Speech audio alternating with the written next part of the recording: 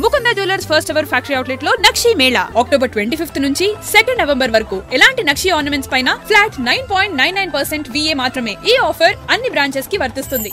చేవెళ్ల మీర్జాగూడలో నిన్న ఉదయము టిప్పరు బస్సుని ఢీకొట్టడంతో బస్సులో ఉన్నటువంటి 20 మంది ప్రాణాలను కోల్పోయారు. మరికొంతమందికి ట్రీట్మెంట్ అందుతుంది. ప్రధాన కారణం ఇక్కడ ఉన్నటువంటి గుంతని చెప్తున్నారు. కానీ ఒక్కసారి మనం బిగ్ టీవీ స్క్రీన్ మీద ఎక్స్క్లూజివ్గా చూపించే ప్రయత్నం చేస్తున్నాను. ఎక్కడ ఏ వాహనము ఈ గుంట నుంచి వెళ్ళడం లేదు, పక్కగానే వెళ్తున్నాయి. అంటే యాక్చువల్గా ఇదే రోడ్లో వాహనాలు వెళ్లాల్సి ఉంది, కానీ ఇక్కడ గుంత ఉంది అని చెప్పేసి పక్కనే అంటే రాంగ్ రూట్లో వెళ్తున్నటువంటి విజువల్స్ బిగ్ టీవీ స్క్రీన్ మీద చూడొచ్చు.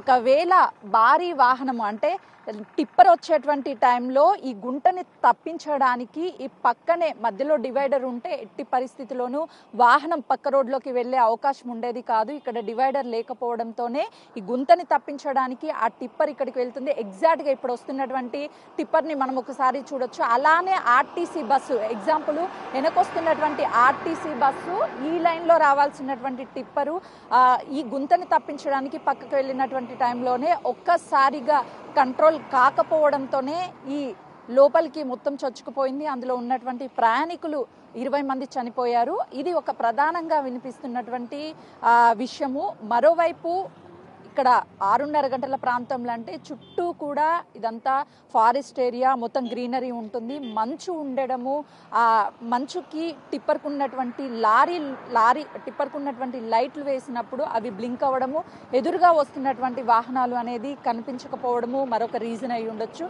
ఇక్కడ కేవలము 30 స్పీడ్లో మాత్రమే వెళ్ళాలి వాహనాలు, కానీ ఎక్కడ వెళ్ళేటువంటి వాహనాలు మనకి 30 స్పీడ్లు అనేది కనిపించడం లేదు. ఒకసారి బిగ్ టీవీ స్క్రీన్ మీద చూపించే ప్రయత్నం చేస్తున్నాము. ఆ స్పీడ్ కూడా మనకు అర్థమవుతుంది. ఇదొక కారణం కావచ్చు.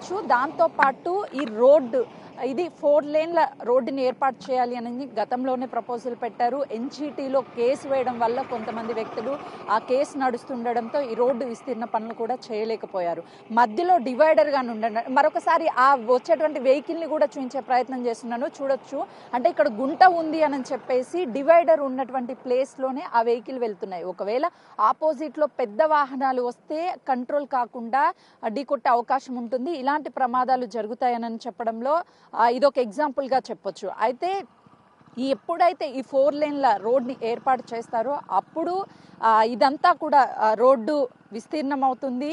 అప్పుడు వెళ్ళేటువంటి వాహనాలకి ఎలాంటి ఇన్సిడెంట్స్ అనేవి జరగవు. చేవెళ్లలోనే దాదాపు వందలాది ఇన్సిడెంట్లు జరిగాయి. చాలామంది ప్రాణాలు కోల్పోయారని కూడా నిన్నంతా స్థానికులు తమ బాధను వ్యక్తం చేస్తున్నారు. అయితే ఈ కేసుకి సంబంధించి కాంగ్రెస్ ప్రభుత్వం ఏర్పడిన తర్వాత ఎన్జీటీ వాళ్ళతో మాట్లాడి ఉన్నటువంటి చెట్లని ఎక్కడా కూడా నరికివేయడమో లేకపోతే వాటిని తీసివేయడమో కాకుండా వాటిని తీసి వేరొక చోట ప్లాంట్ చేయడము, పెద్ద పెద్ద మర్రి చెట్లు ఈ చేవెళ్ల ప్రాంతంలో ఉంటాయి, వాటన్నిటిని కూడా తీసుకువెళ్ళి వేరొక చోట నాటి వాటికి మళ్ళీ జీవం పోయడం కూడా చేస్తాము అని చెప్పేసి మాట్లాడి ఈ కేసును కూడా డిస్పోజ్ చేశారు.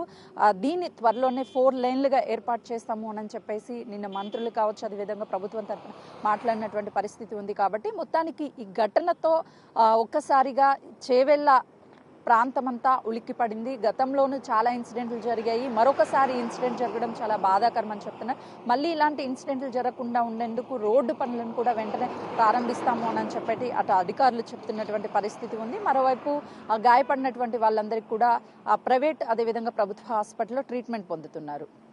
కెమెరామెన్ సంతోష్తో సుజాత, చేవెళ్ల, మీర్జాగూడ.